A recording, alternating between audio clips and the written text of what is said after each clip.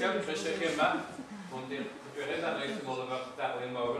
Da ni'n lwcus iawn wedi bod yn cael nawdd gan Cyngor Celfyddydau Cymru i wneud y prosiect yma, defnyddio y wal yma i roi gyllun arno fo. Welcome to you all. This is the fourth lecture now of the Big Picture project. We are looking to get funding from the Arts Council of Wales to facilitate this project. We use this wall here, we've done it especially for the big picture, and this is certainly one of my favourites. Johnny Wynions. I've got a faint memory of the local Johnny Wynions, Johnny Nonod used to call it in Penllyn. I think they used to come to Porthmadog, have a dead ball there and come on their bikes. So John Elwyn was very cute to paint this picture. Trefadog on the yeah, the Wales and something. But only a faint childhood memory. I'd like to stress that. And it's my pleasure, obviously, to welcome Robert Meyrick here.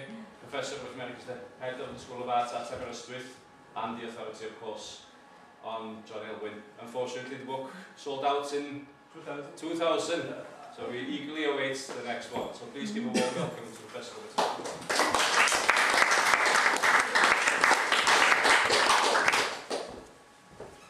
Well, thank you very much. It's wonderful to be here and to see the painting so beautifully displayed. It hasn't looked as good as that for a long time, I must say. It's quite an important painting within John Elwyn's oeuvre. It's really painted at a pivotal point in his career. He'd been painting for 10 years professionally by that stage. He'd left the Royal College of Art. He was established by then at Winchester School of Art, where he was teaching painting and life drawing and illustration. And he really found his place, really. Also important, I think, is the opportunities that existed in Wales at that time for artists to make and to exhibit art and to meet one another. There'd been a lot of developments during the immediate post-war years that allowed artists like John Elwyn to make a name for themselves, not only within Wales but outside of Wales, where Welsh art was being vigorously promoted by the likes of the Arts Council for Wales. I usually start this lecture with that wonderful quote by Professor Gwyn Jones, because really that's one of the starting points, the turning points for what was happening in Wales at that time. I'd also like to give you some context for the painting, not only in terms of its subject, but where it sits within John Elwyn's career. It's one of the earliest ones where he starts really getting involved with pattern making, breaking down the structure of the painting. It's got so many of the elements that we know and love of John Elwyn's work. Firstly, it's figurative. If ever he did anything figurative, if there was a farmer or a cow in the landscape, then it immediately flew out of the studio. He had no problem selling figurative paintings. He enjoyed telling a good story, obviously a Welsh trait, and he enjoyed telling stories himself. But also, it's the start of a much more heightened palette. It's the time when, coming up to the beginning, this is 1958. By the 1960s, he's starting to work in a much more colourful and decorative manner. And also his love and interest in light. And we'll see, hopefully we've got a feast of colour coming up for you here. He really enjoyed colour. I think he was a wonderful colourist in the way that he used unexpected colour combinations, bright and vigorous colours. I was fortunate to know John Elwyn very well. The first introduction was back in the, I suppose, early 1990s. At that time I had done a number of exhibitions curated for the National Library of Wales, and then Mike Francis, who was the exhibitions officer, said, "How do you fancy doing John Elwyn? He's in when would it be? So it was 1996. He said he'll be 80 in 1996. It would be nice to do some sort of tribute retrospective exhibition. So that must have been about 1992. And thereafter, you know, I was introduced to John Elwyn. I used to visit him regularly in his studio down in Winchester. He would come and visit Wales as well. We got to know each other very well indeed. That exhibition then led on to the monograph, which is the full biography, which was written for 2000. By that time, unfortunately, he'd died, so you never got to see the monograph. It was just really a simple slip in the garden, banged the back of his head on a stone step, and within a few weeks, he died through internal bleeding. So unfortunately, he never did get to see the book. But also, I think what was important during those last few years of his life, he was able to see artistic taste and an interest in art in Wales growing, and a renewed interest in his own painting. He had done very well during the 1950s and early 1960s, but of course, after about 1956, you've got exhibitions of the first exhibition of pop art in 1956. You have exhibitions in the Tate and the Whitechapel Gallery of American abstract expressionism, hard edge painting, kitchen sink realism. Britain was really a sort of an artistic melting point, and these sort of figurative, narrative, decorative paintings were seen to be out of step with current trends in art. And in many ways, John Elwyn was sidelined. In recent years, I've been doing a series of exhibitions for the Royal Academy of Arts. And funnily enough, the head of publications there, who was responsible for the books that we've been producing, he said, how did you get into writing about prints of the 1920s? Because that's the other side of my interest. And I said, oh, it's just one of my angles. And I said, John Elwyn is my first love. And it turned out he'd been to Winchester School of Art, and he remembered John Elwyn, but he thought he was the storekeeper. Because by the 1970s, he was running the shop at the art school. You know, he had all the London artists coming down, doing the teaching. There's the more traditional painters like John had become completely sidelined, which is why by 1974 he took early retirement then and returned to painting. So by the late, well actually just before the Second World War, where you've got the Contemporary Art Society has been initiated, 1936, 1937. There were little pockets of interest trying to revive the visual arts in Wales. As you can see in the Welsh Review, Professor Gwyn Jones says that there was never a nation like the Welsh to take the third rate for the best and to compliment itself on the mediocre as if it were superb. And it's not that this particular quotation was the thing that instigated all these things, but it did sort of reflect the taste, the sort of standards of the day. During the war, you've got CUMA, the Society for the Council for the Encouragement of Music and the Arts. By the end of the war, that had morphed into the Arts Council of Great Britain, and in Wales we had the Welsh branch of the Arts Council of Great Britain, and eventually the Arts Council for Wales, under the leadership, first of all, of David Bell, who was a great supporter and promoter of John Elwyn and his work. If we go to the next slide, well, I can see what they are. Yeah. National Eisteddfod for Wales as well. Initially, there were small monetary prizes for painting categories. It wasn't unlike the sort of village shows of the day where you had the longest or straightest carrot and the longest runner bean. You had these odd sort of categories. All of those small monetary prizes were brought together, and in 1951, the gold medal for fine art, which was the equivalent of the winning chair, was established for painting. John Elwyn thought that would be a really good thing, and he writes to his friend, certainly a step in the right direction. It has all the possibilities and maybe the beginning of a Welsh school of painting, or at least a Welsh group. If the National Eisteddfod Week becomes a meeting place for painters as well as bards and songsters, then surely the new venture will have achieved a great deal. And it did, of course. It brought together artists. There was a competition that they could all contribute to. Artists were working throughout different parts of Wales, feeling geographically remote. And this was an opportunity for them to get together and present work, and for all their work to be seen in the same context. You also have the North Wales group and the South Wales group as well.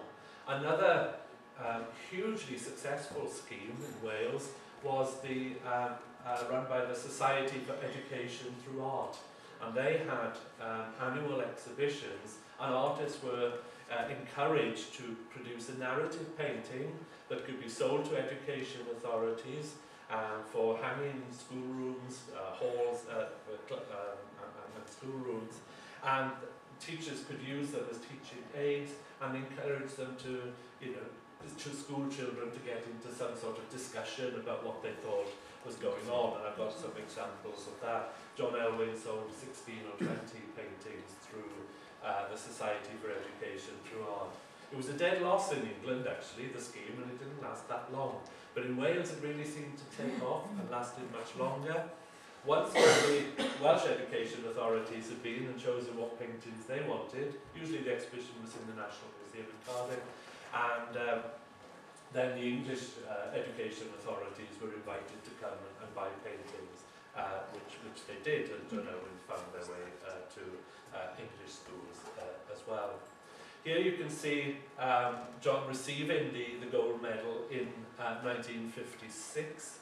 Artists of note were also invited to exhibit, so the organising committee didn't necessarily just wait for everybody to send in paintings. If they felt to raise the standard, which was the whole idea of the scheme, they wanted to encourage people, so they invited artists like John Elwyn to contribute at first, and his first paintings were sent in 1949 or 1950.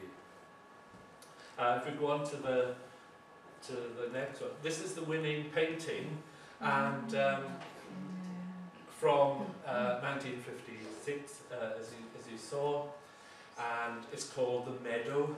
This is so typically John Elwyn, if you know his works. He was a regular contributor to exhibitions at Tegvrin Gallery, so many of you probably have seen the originals in the flesh. Actually, when I did the exhibition, this painting was long since lost, but with the advent of BBC Your Paintings and the Public Catalogue Foundation, it did eventually turn up. Well, we knew it was at Aberdeen Public Library, but whenever we asked for it, they couldn't find it, or they didn't know what it was, or where it was. Anyway, this is the painting, and this has got so many typical John Elwyn traits that you can see in Glyn-y-Weddw, and you can see in the Meadow here. The way he loves pattern making, the way he enjoys putting on paint. There are so many elements, like the sort of dappled arrangement of paint in the foreground. Another thing that he loved doing was the hawthorn bushes, or catching glimpse of maybe the farmer's wife feeding chickens just through a hedgerow, or there might be a cat coming out of a tree. So the way that the whole picture plane is broken up and tessellated and almost made sort of mosaic-like. David Bell, who was a great supporter of John Elwyn, as I said, actually didn't like these paintings, or he didn't like this new direction. He wrote to him and said, it's almost like you've taken a piece of paper, scrumpled it all up, and then tried to flatten it out, and you've got this artificial mosaic effect over the whole thing. But I think what's important was, this is 1956, and this type of painting was winning the prize at the National Eisteddfod. There was a sort of a strong focus on paintings that were about Wales or about the Welsh people.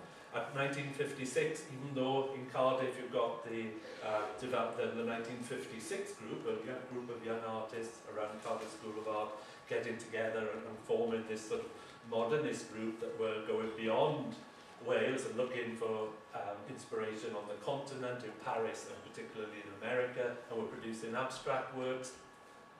1956, This Is Tomorrow exhibition at the Whitechapel. That's the introduction of the first pop art exhibition. 1956, Tate Gallery do a Pollock and a Rothko exhibition. So it's a real sort of artistic melting pot. And here we are in Wales painting these sort of pastoral landscapes or views of life in Wales. So if we go to the next one, this is a George Chapman painting from 1956. 1958. Not this painting, but George Chapman did win the gold medal in 1958 for his landscapes of the South Wales coal mining fields. Charlie Burton did a painting called Back from the Pub. That won the gold medal prize. The first 2 years of the gold medal was won by Brenda Chamberlain. So there was a strong emphasis on paintings of Wales and of Welsh life. There were professional adjudicators appointed. John Piper was one, David Bell another, Carol Waite, the sort of English painter. They were sort of selectors, and they were greatly impressed by the quality of works. And in the introduction to one of the Eisteddfod catalogues, they write, "A feeling is conveyed in many of the pictures of love and compassion for humanity, and a consciousness of the relations of men and women to nature, to buildings, and to everyday life in Wales. This concern with the environment seems to augur well for the future of Welsh painting." Well, none of these sort of initiatives actually created a Welsh school of painting, and there wasn't even a Welsh group, but it did provide a fantastic sort of focal point, and various focal points really, for artists to exhibit in and around Wales. Such were the exhibitions at that time. Very often they would start at the National Museum, maybe at Newport, then they'd go to Cardiff, then they'd go to Swansea, then the National Library in Aberystwyth, and usually to Bangor as well. So, you know, these exhibitions were seen around Wales, and there were a lot of artists living and working in Wales then, many of whom, in that post-war period, many of whom have written about over the years, like William Pritchard, Claudia Williams, George Chapman, and John Elwyn and Catherine Williams, of course, who were able to make the most of those opportunities, and if you like, sort of on the rising tide of interest in Wales and Welsh art and the opportunities that existed, they were able to build their careers on that. So we go on to the next one. This is the quotation that I used from 1953. And this is one of John Elwyn's paintings of sort of chapel going in the 1920s. We go on to the next one. I've got lots more of those coming for you to see. The Arts Council was very proactive in promoting Welsh art, not only within Wales but outside of Wales. And these are two catalogues of touring exhibitions. These two, in fact, were seen in London at a gallery in St James's, and obviously on the front cover you have another John Elwyn, one of his mining subjects from 1952. We go to the next one. After art school, John Elwyn met Winifred Coon-Tennant, who's probably a name that you're familiar with. Peter Lord has much written on her, and she not only bought his paintings but also made lots of opportunities for John Elwyn through the connection with David Bell as well. There are lovely letters from Winfred Coombe-Tennant to John Elwyn saying, now if you bring me this painting, I'll make sure it's hanging above the fireplace, because we've got John Steegman coming from the National Museum of Wales, and he's coming for tea, and I want him to see it, and I want to be able to talk about your work. John was incredibly modest. He had a quiet confidence in his own abilities as a painter. But, you know, if you think of, many of you up here, I'm sure will know and remember Cyffin and what he was like. His personality, John Elwyn, was completely opposite. Very quiet, very gently, softly spoken. He would never push himself. So he was fortunate in having these people sort of pushing for him, really, and sort of helping him along. And John Elwyn, very quickly, through these contacts, was seen very much as a sort of true genre painter. And Winfred Coombe-Tennant wrote to him and said, you know, paint what you know, go back to the mill and paint your, I'll explain the mill, paint your sisters and the work around you and life at the, around the community that you know. They often have these wonderfully quirky little titles. Long before I found this painting, I knew it on a list, the red jersey, and of course I thought it was going to be a cow. Just those lovely quiet views. Now you will see in these, I don't know, 20 times larger than they actually are. So they're only about this big. Really quiet little landscapes, this one. This was exhibited at the National Eisteddfod. But even though he's less hard edge than, say, in the Glyn-y-Weddw, you can see that interesting colour, the little bits of local colour, that one little splash of red. Also characteristic of John Elwyn is the sort of bright colours, those bright, intensified greens. He didn't marry until 1974, so he was 1970. He was 54 when he married for the first time. And he married a music teacher at Winchester School of Art called Gillian Butterworth, who was originally from Newport. And Jill was about 16 years younger than John, and towards the end of his life he didn't like travelling anymore, going abroad, and Jill wanted to go abroad and whatever, and anyway, whenever she was on her travels, John would phone up and say, Jill's going away this weekend, come down and keep me company, and we'll talk about art, and we'll plan the book and all that sort of thing. So I used to, do a full day's teaching on a Friday at Aberystwyth, and they set out on a November night, driving all the way down to Winchester, and there was no Newbury bypass at that time.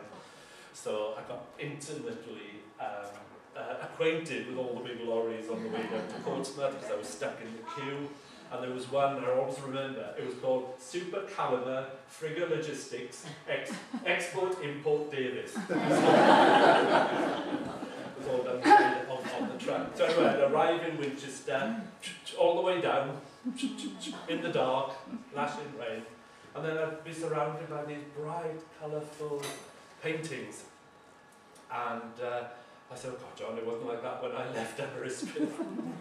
I said it didn't brighten up all the way. And he'd say, there's enough greyness in this world without me adding to it. But I don't know whether he was having a dig at Cyffin, but they were good mates.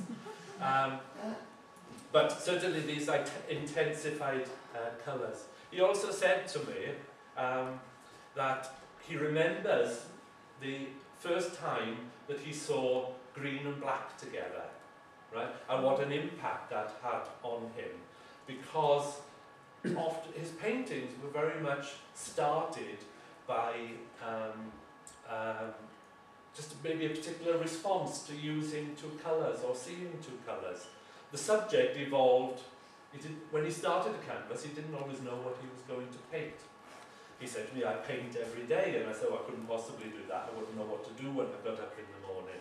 And he said, well, there's usually some paint left on the palette, and then I usually start by making vertical marks, and then turn it round and see what suggests itself. and then maybe I'll pick up some of my sketchbooks, and so oh yeah, there's a figure there, and that looks like a hill, and gradually the subject will evolve. And he said when he was in Carmarthen, because he was, as you probably know, from Newcastle-Emlyn, and he went to art school initially at Carmarthen School of Art, and he was walking on a Sunday afternoon through the town, and they were all coming out of chapel with their black suits on, and their bowler hats, and their white shirts, and it was a spring evening, and you know that lovely light you get in the spring, the sort of low sun, and you've got the fresh green grass, and he said I can picture it now, the bright green and the black, and then the white of the shirts, and then a little bit of red on the top of the Bible, or a little bit of gold on the hymn book. And that was enough really to get him started on a painting. Well, he was born in Newcastle-Emlyn. There's his father on the top, David Davis. He ran this little, well, it was called the factory, but you know, it was a little mill producing blankets.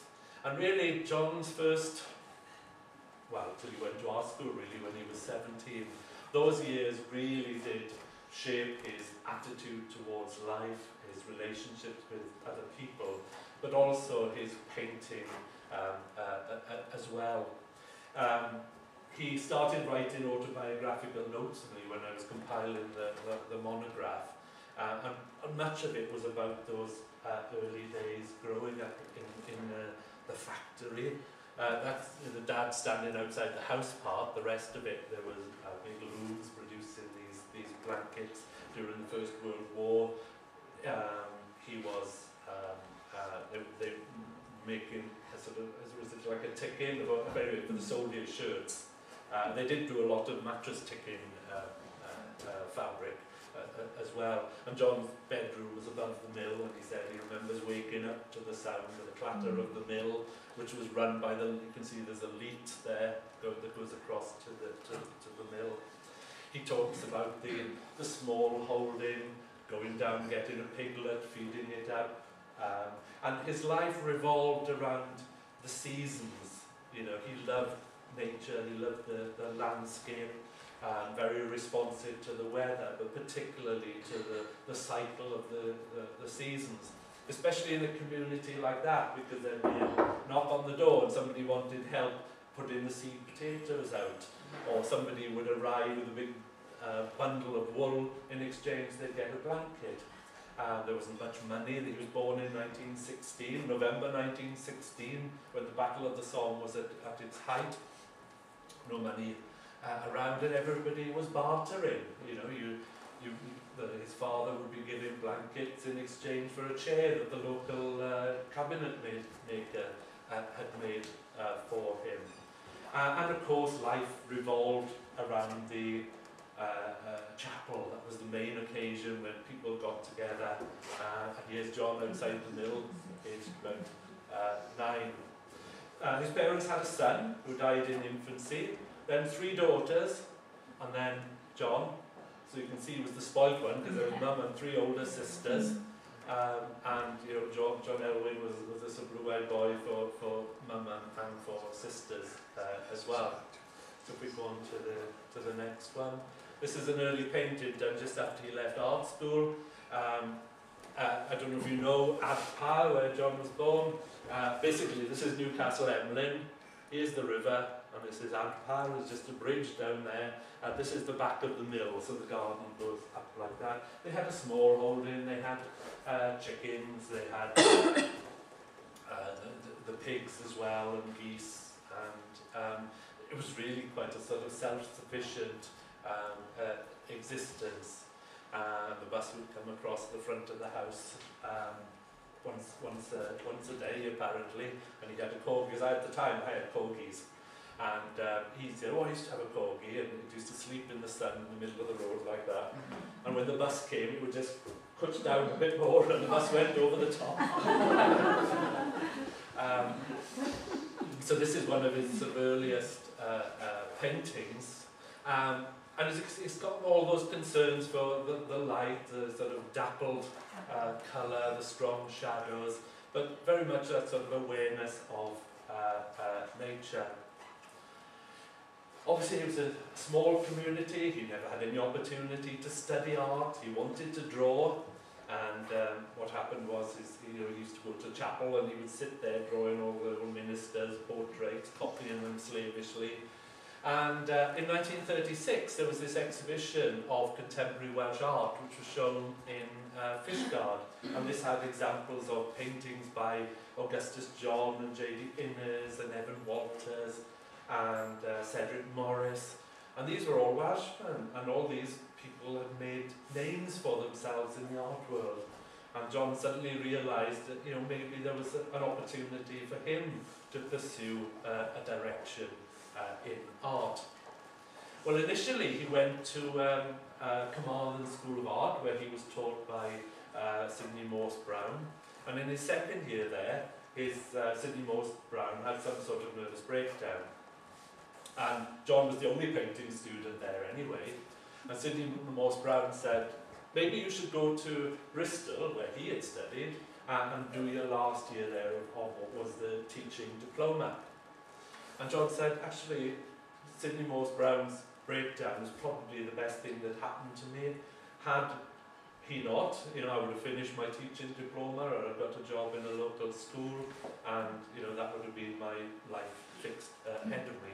As it happened, he'd never been further than Carmarthen, and now suddenly he's in Bristol looking for a chapel. So that's all he could think of, was finding other Welsh people.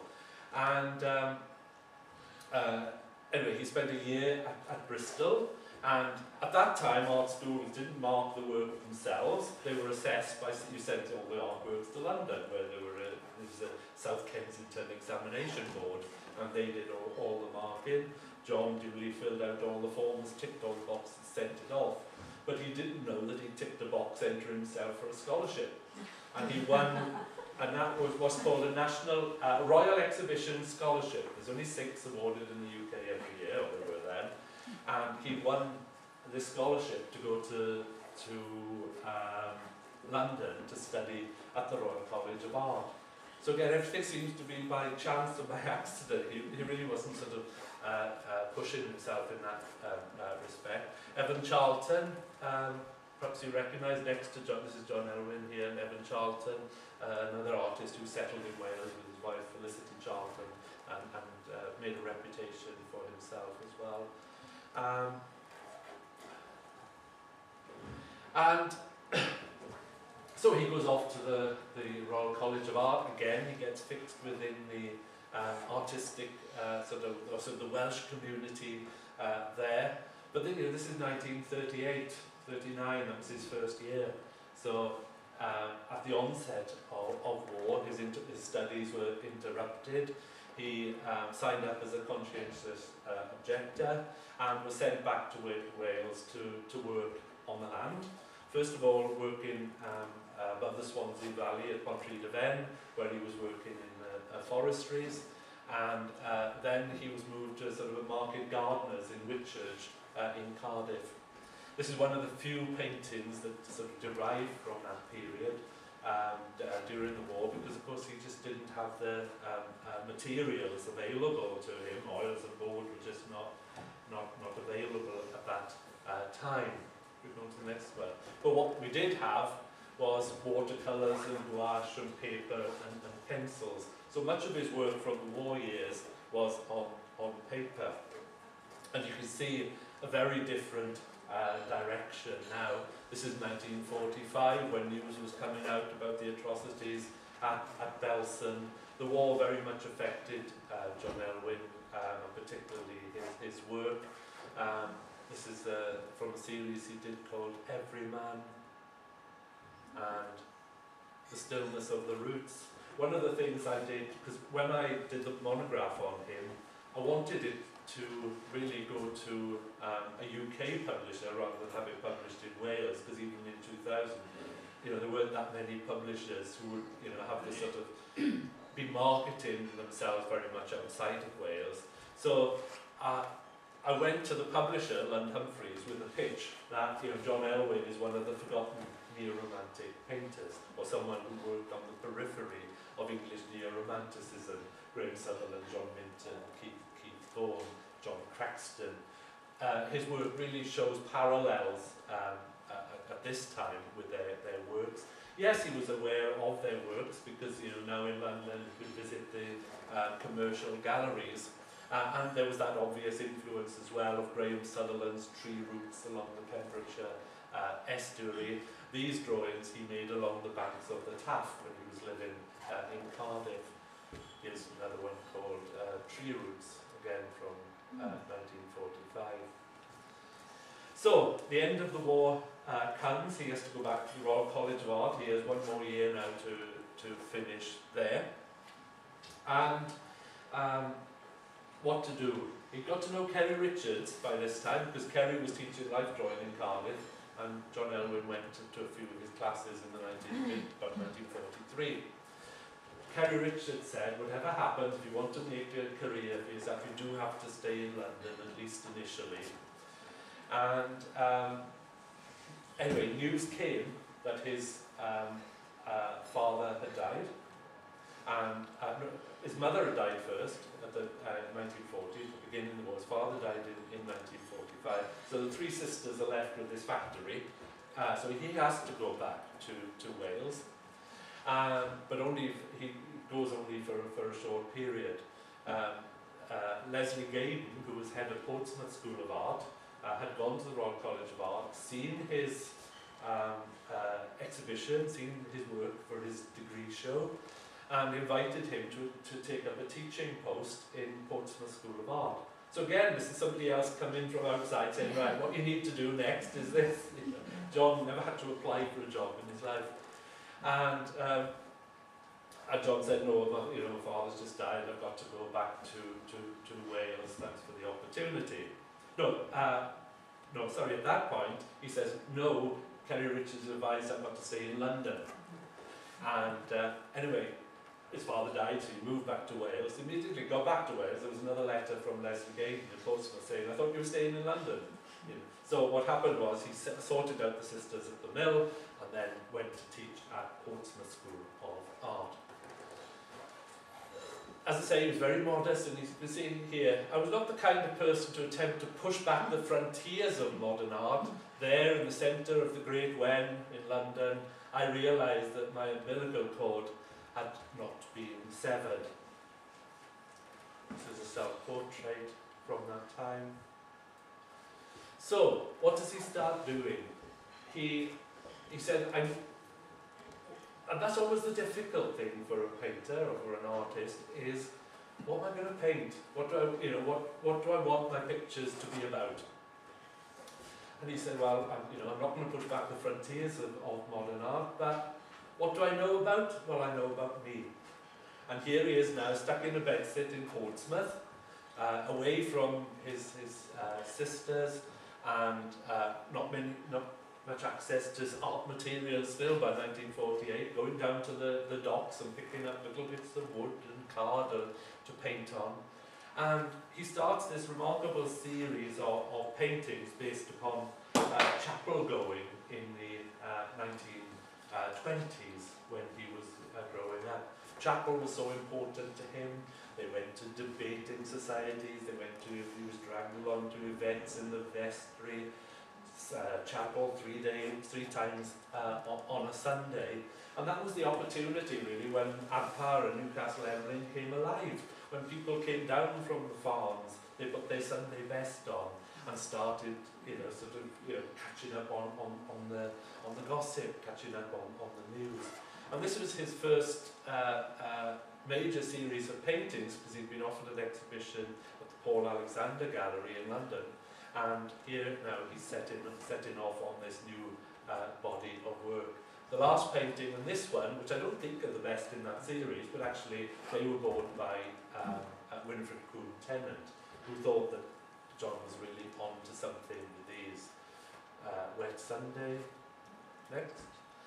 It's probably a much more sort of attractive one, maybe because the sun is shining. In the immediate years after the war, there have been several exhibitions of paintings by later French impressionists, post-impressionists, colourists like Edouard Vuillard and Pierre Bonnard. And John was really taken with those painters, with their use of colour, with the short out brush stroke, not hard-edged at all, no clear defined lines, but very much about the sort of effect of light and the dappled effect of the sunlight, and the way in which the sort of details become blurred in bright sunlight. The Faithful Few. He got lots of little sketchbooks of his that he was obviously drawing in chapel, drawing the congregation and the ministers, and you see them up on the balcony there. See, it's a bit of a murky slide, this one, but you can see the little highlights of colour, close tone painting, the way he has the white of the hair, the light on the side of the nose, the little bit of gold on the side of the hymn book there, and little flashes of red.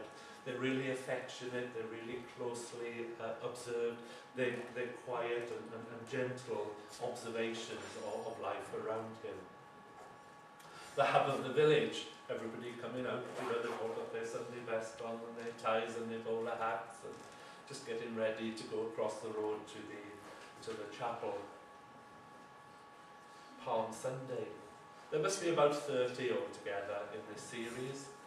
But I've never been able to find this one, but he did have a good selection of slides, so this is one that I scanned.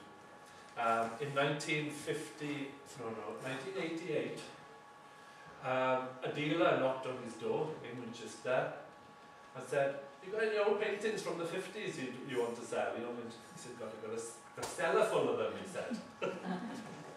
"I was going to have a bonfire in the garden, but you can have them." So I think he sold about 50 or 60 canvases for £2,000. He said, "It was marvellous, I really fell off my stool." He thought it was wonderful. But of course it included all these fabulous paintings of many of his farmyard scenes and things that are now fetching thousands and thousands of pounds each. Not this one actually, but anyway. So that's where a lot of they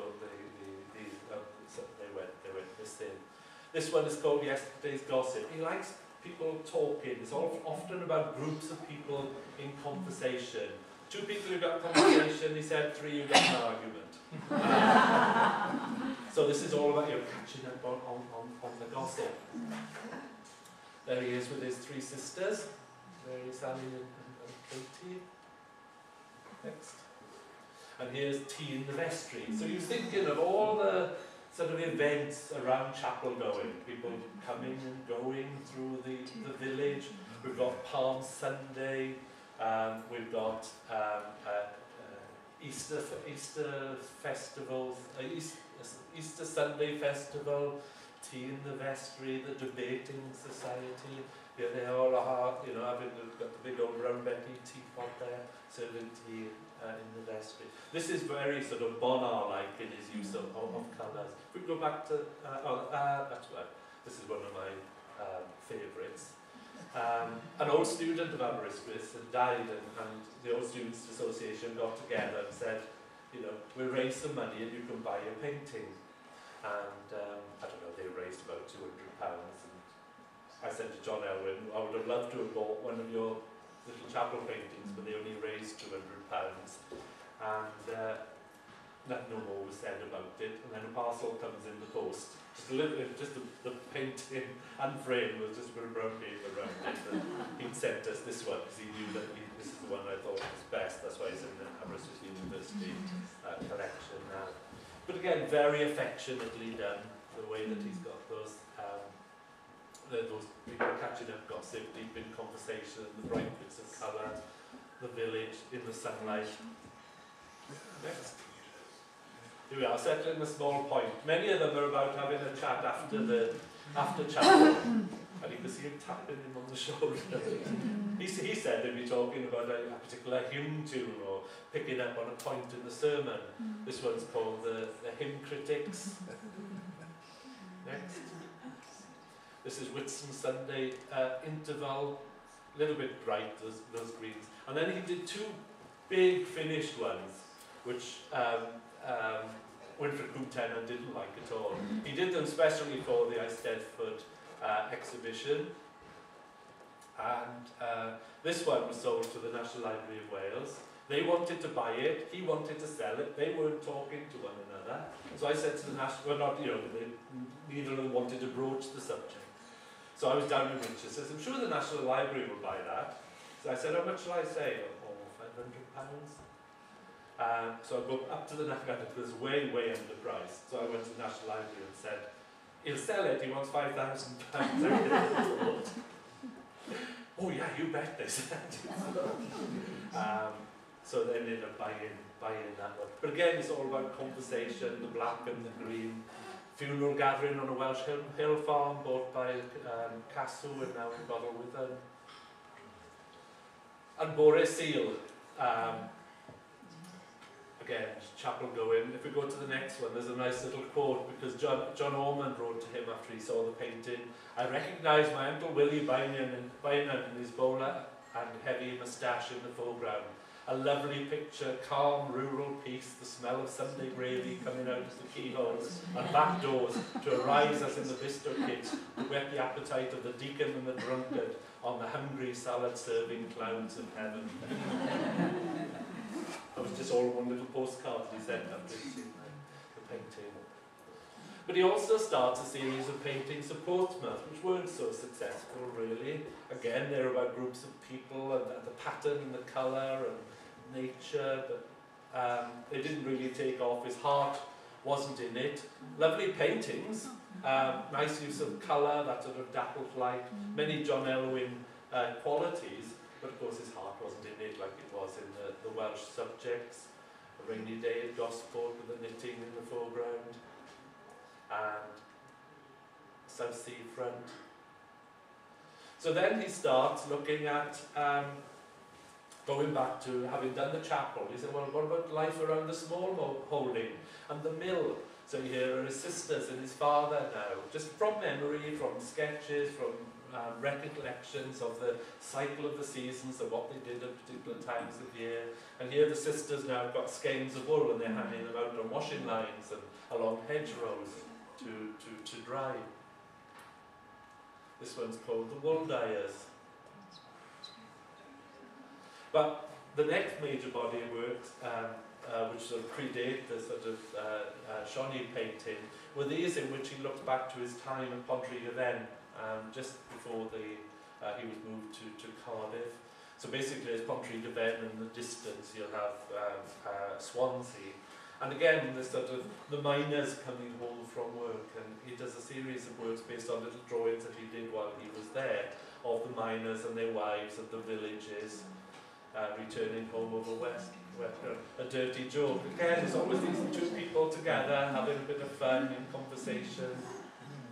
To recall gazing into a sulphurous sunset and seeing the rows of small silhouetted figures of miners, like insects with shadows and reflections scribbled on the wet roads, making their way homewards to their tin bath in front of the kitchen fire. It was a visual experience of the first order.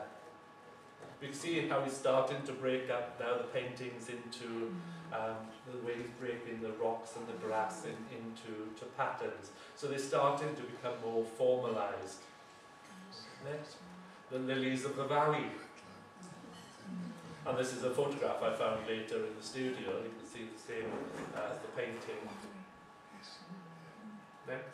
Yeah. This is now in the National Museum. Miners returning home on a wet evening. Miners on waste ground. After the shower. Another device that we start appearing now, if we can go back to that one, very typical of John Elwyn, and I think he gets it a bit from Graham Sutherland, is the sort of gentle landscape that you get around sort of that part of South Wales, and particularly in Cardiganshire, and these meandering roads. These roads that go over a little hill, and they disappear, and then they come up somewhere else, and then they disappear, and they go somewhere else. And these roads that come towards you and away from you. We go to the next one.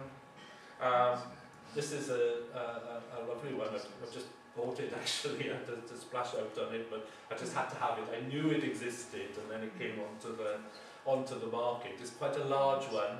News of a pit disaster. You know, that just waiting for the hooter to go in the factory all the old people of the community, the wives, they rushed over to the fads to the colliery gates in the next valley to see if there'd been an accident with their loved ones been injured. So obviously they'd heard the hooter just over the hill, and they're all rushing out now to head to the mines to see if anyone has been hurt or killed. Quite a number of these paintings of sort of women sort of holding their babies, Welsh fashion with a shawl around them. This is called The Mothers. This one belonged to John Elwyn. And these are some of the drawings that he did during his time at Pontrhydyfen. This is probably the best of the Mothers series. Notice as well how formalised, even more formalised now his mark making is becoming. They're all sort of triangles and squares, and this is 1954, and you can see with Johnny Winrons there, those same sort of devices. He's finding his visual language. He starts by looking back to past exponents like Sutherland and then Bonar and Weir, but here now I think he's very much finding John Elwyn's own voice. This is called Three Generations, again taken from an old slide. I've never found the painting. They're becoming even more sort of fragmented. This is what, as I said, John David Bell was criticising, all scrumpled up and flattened out. Here he is in the studio. And then finally, what he really latches onto is the sort of the life of the countryside, really, around Newcastle Emlyn and in South Cardiganshire. The sort of activities on the farm, season by season. Here they are, rick buildings. I think this is one of the paintings that was intended for the school's exhibitions but didn't actually get exhibited there. You've got the farmer's wife feeding the chickens, the men preparing the tarpaulin to cover the ricks, the cows in the background. The pattern making starting to emerge there with that sort of chicken wire fence and the sort of yellow coming through. More intensified colours, the blues against the yellows, violets, unexpected combinations. The sweeper. Next. The farmer's wife here feeding her chickens, holding up her apron, she's got the food in there, scattering it around. And of course these are a sort of not only are they fabulous paintings, I think, but also they're a social document now of chapel going in the 1920s, or working on in a woolen mill, or mining communities in the early 1950s, and then working life on a farm in the 1950s. Here it's even more tessellated and sort of more abstracted. This one called The Egg. This is the biggest and I think the best of the school's pictures, and it's still in a school near Machynlleth. It's about that size actually, and it's the sort of pet cockerel that's gotten really nasty and will only let the farmer's wife touch it. But then there's all that sort of lovely activity in the farmyard, the cat broken up by the pattern of the tree, the cows in the background in the sort of dappled shade. I think it's absolutely wonderful painting, and again the sort of abstract shape. You cut off any section and it's all very sort of abstract.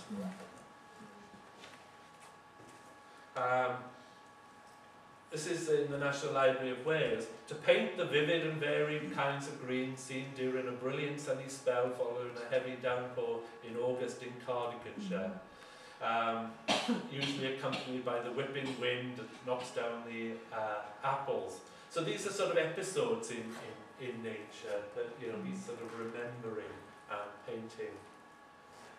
Another one, you've got the road coming up from the village, past through the farm and then down towards the sea. This is called the Rickyard and it's in the Glyn-y-Weddw in Swansea. The Poacher.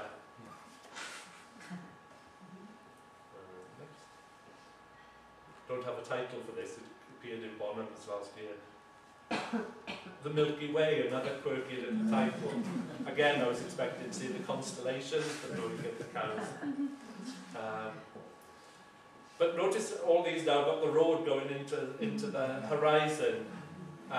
This one's called The Adventurer. is the cows going on. There was another one, just a single cow in the middle of the road looking back, is called So Far No Further. But again, this sort of lovely sort of pattern making is really responding to the paint. And these are just now a few years before Shawnee. Tired Hands, a drawing of the farmer's wife there in the shade with the dog. He was a close friend of Glyn Jones. I don't know if you've read any of his. It's a Anglo-Welsh writer, lived in Whitchurch in Cardiff. John met him during the war, and they were almost like brothers. And it reminded me of this section of an afternoon at Uncle Shab's. Presently, Boca Lloyd came out of the kitchen to throw some potato peelings over the fence. She was a fat woman wearing a black flannel bodice with grey pinstripes and a wet sack apron that hurt you when she wiped your nose with it. On her forehead she had lines across like you use for music, and her grey hair was coming down out of her combs like the feathers of an untidy hen. Her nostrils were black and big enough to put her thumbs up them. "Shad," she shouted, "come over from my ear now and wash yourself for dinner." So he responded a lot to poetry.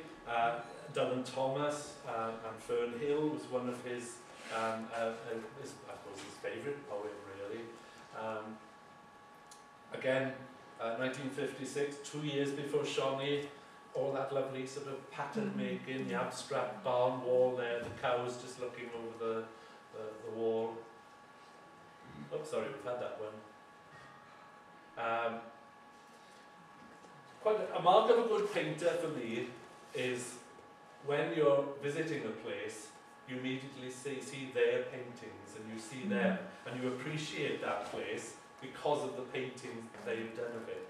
Certainly, as a Valleys boy myself, I respond very much to John Elwyn, to George Chapman's paintings of those valleys scenes, you know, the terraced houses and the aerials and the chimneys and the heavy clouds and the dark hills. So he's one that I respond to. Over the last few years I've been writing on the earlier Welsh painter Christopher Williams and all the paintings he did up the Cardiganshire, up Cardigan Bay, right up to Criccieth and now when I walk the dog on the beach, I see in the waves breaking, because he did so many landscapes with the waves breaking, I see Christopher Williams. And John Elwyn I see all the time when I'm driving south to get across from Sinodin to Carmarthen. You know, you're going along lanes like this where the trees have overgrown, it's like going through tunnels, light, dark, and those lovely intense greens. The road to the Gower. This is I used this on the cover of the book in 2000. It's called The Fisherman's Return. Another one done for the schools exhibition. Again, lots to talk about for the school children. Anyway, it's super painting. I think Shawnee's coming up next. Shawnee, we know, John remembered in Newcastle and Emlyn, they would all arrive during the summer, they'd rent a few rooms, some of them would be left there stringing up the onions, the rest would be out on the streets selling them. You might think that that's a scene in Corsica, that's what certainly what it reminded me of. You wouldn't think that that'd be a New Quay, New Quay, Pembrokeshire. But that's what it's based on. As I say, he responded to the paint on the canvas and he sort of drew upon drawings, but they're never actually topographically accurate. What you will never ever find with John Elwyn is a drawing for the painting. They evolved on the canvas. There's never ever a finished drawing. You might see a little sketch in a sketchbook, just a doodle of somebody carrying some onions, but that's as much as you'll get. The rest is sort of made up around it. And from the 1950s, the work becomes more abstract. Certainly, there was more pressure on him. If we go into the next one, they become less figurative. You know, here he is now, the 1960s, the swinging 60s, and teaching in an art school, and his work was seen to be so old-fashioned. So he's moving away from the figurative narrative painting, looking more at the abstract forms found within nature, these sort of patterns. again 1959, less peopled, 1959 again. See how they're becoming more and more abstract. Because he needed to fit in with his colleagues at art school. And here now they've become much more about the surface of the paint and the qualities of colour and tone. But always based upon nature. There's always something recognisable there, isn't there? The little farmhouse in the middle there, enveloped by the hills. He always talked about the paintings like in the hill's elbow. He likened them to sort of joint the human form and the way that these people have dug themselves in to create their communities within the landscape.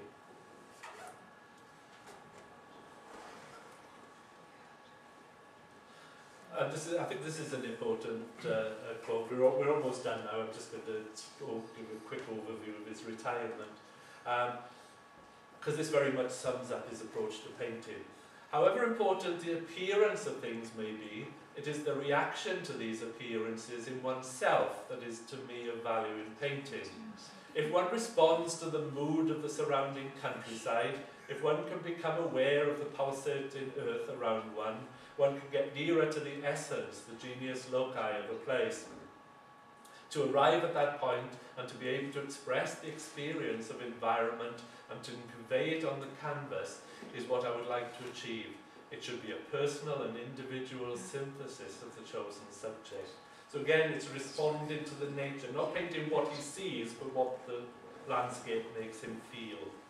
And perhaps the next one is a good illustration of that. This one's called September and it's in Southampton University.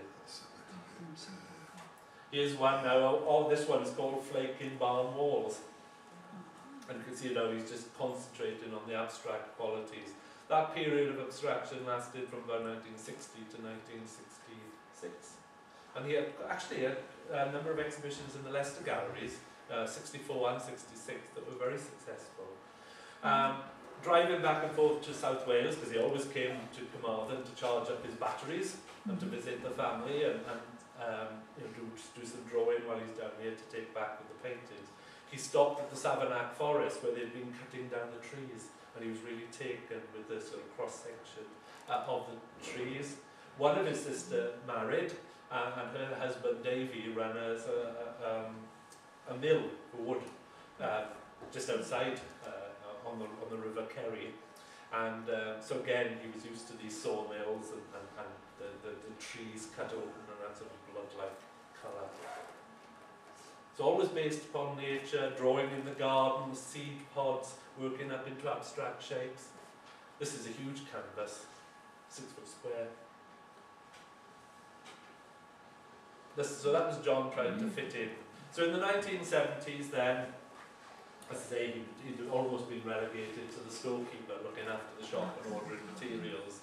And that was the time really he set out to retire and to take up painting again full time. Best decision he made. He had a lovely big house in Manchester. He had a studio upstairs and a studio downstairs, and he painted and renewed his contacts, exhibitions in Wales, in North and South Wales, but also in galleries around Hampshire as well, with the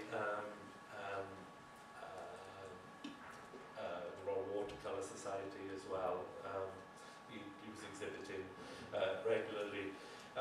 He was at art school with John Ward, very famous Royal Academician, and John Ward was desperately trying to get him to put his name forward to become a Royal Academician, but John said, no, that's not for me.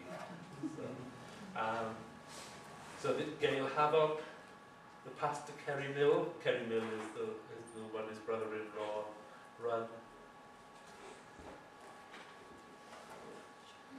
Farmyard shape. So these are some of the very late paintings now. All the same sort of concerns. That road around the corner, so sort of typical. I did want to finish on using one quote. This is the topiarist. Paddock bird. And this is his last big finished painting, because I was trying to carry, because he told me that the figurative paintings always sold, and I said, well, do some more then, because he actually wasn't doing them, so this was his him doing it. I suppose I'd like to finish on John Elwyn's own words. Here we are. He was actually painting my portrait here, so I took his photograph while he was doing that. I love the way his eyebrows. One went right up like that, and the other came down like that. I told him he has to stop washing his face like this. All this had nothing to do with esoteric modern art, but simply autobiographical illustration. I have a parochial mind. Sometimes today it's called regional. I agree with Benjamin Britten when he says that the important things are the local things. And I think that's very true. His paintings have come to sort of typify farming communities. It could be in Yorkshire, it could be on the Scottish borders, it could be down in Cornwall. If you take an interest in your own patch, as he called it, they will take on a universal appeal. And I think that's the important thing about John, is that he stuck to his guns really, apart from a little bit of abstraction, which in many ways was good for him. Got rid of the storytelling element. But he stuck to really what he enjoyed doing right up until the end, really. Thank you very much.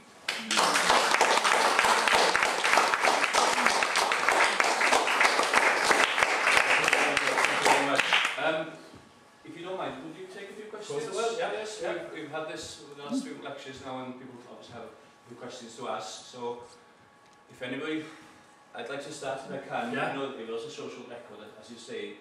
Towards the end of his life, when you had discussions with him, was he sad about the changes to, Newcastle England and all the traditions there, or was he positive about the future? We did go down there a few times. He'd come and stay with me in Aberystwyth, and we'd have a drive round so we could go around his old home. One of the things I always remember about him was that no matter where we went, go to call in a cafe or something, because the old blacksmith opposite the mill was now a cafe, which amused him when we went in. First question, siarad Cymraeg? And then they say no. Why not? He really put them on the why not? No, I don't think he was sad really, and he enjoyed painting the way that things had changed, really. He did sort of respond to that. One of the questions that's often asked is, if you think of Cuffin, most of his career he was living in Highgate and painting the sort of Snowdonia landscape. John Elwyn was in Portsmouth and then Winchester painting it. And he did say, I wouldn't have been such a good painter if I'd remained within that landscape. I would have seen it very differently. So he, I don't speak Welsh, and that famous saying about the true Welshman is the Welshman away from home. And he really sort of felt that, really, that he appreciated it more when he came back to visit it. And of course he was back every 3 months or so anyway. Is there any more questions? Well, I thoroughly enjoyed this. You'll be hopefully about the next half hour, so I'm sure you can approach us and ask further questions. And the history of John Elwyn's, how did it get back to you? How did it get to me? Yeah. Well, it was 1996, and John had an exhibition in the Martin Tinney Gallery, the first exhibition of his work that he put on in Cardiff. And I went to the exhibition, and I met there. I stayed with Martin Tinney that evening in Penman, and I went and I met this chap. Perhaps I better not say his name, although it might actually all be known to you. And he lived next door to Martin Tinney, although I didn't know that at the time. And anyway, he said to me, "Oh, I just bought a John Elwyn, £100 in a junk shop," he said. "Don't like it," he said. I think it's wonderful. So he said, "I live next door to Martin, come in and see it tomorrow if you want." So I went in to see it, and it was propped up in his hallway. And he said, "You can buy it if you want." And so I said, "Well, I don't know if I can afford it," because of course he wanted a lot more than £100. He was quick enough to tell me he wanted £100 for it, but he didn't. Anyway, He said, oh, take it back to Aberystwyth, see if you like it, put it on the wall, and In essence. must be there since, yeah. So I moved house once since then, but oh yes, I never regretted it. And of course, it was actually, it turns out, a lot less than I would have had to pay for it now. But always at the time, you think it's such a lot of money, and it was the most I paid for a painting at that time. Thank you for allowing us to. I would say Plas yn Glyn-y-Weddw, a lot of people enjoy it. Diolch yn fawr iawn. Can I just remind you as well that the next 4 big pictures, if you want to get information via email, could you please leave your email address at the reception here, because it's a good way of getting information to you for when we are setting the next dates for the future lectures. I thoroughly enjoy them, I learn a lot, so diolch yn fawr iawn o us.